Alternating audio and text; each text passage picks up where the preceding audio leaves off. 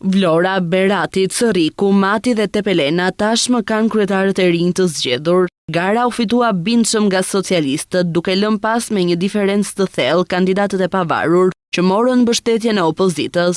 Në total votuan vetëm 18.45% e zgjedhësve, nga rreth 334.000 qytetarë që kishin të drejtën e votës, një përqindje tepër e ulët.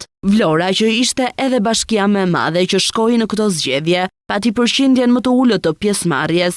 Vetëm 12.54% e qytetarëve ju drejtuan kutive të votimit.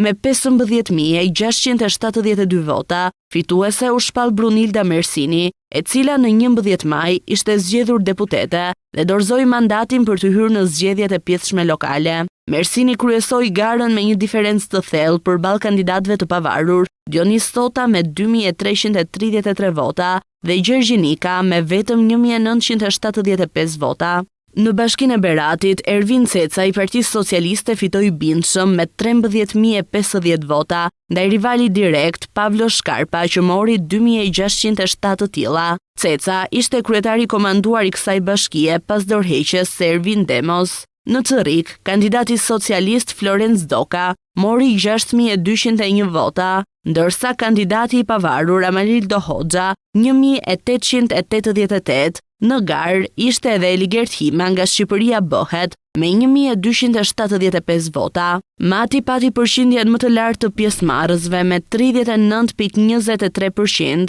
Fitues u shpall kryetari komanduar i bashkisë Altin Bojni me 7.425 vota. I dyti u rendit kandidati i pavarur me mbështetjen e opozitës Eduard Brahilika. E treta u rendit Suzana Pasha,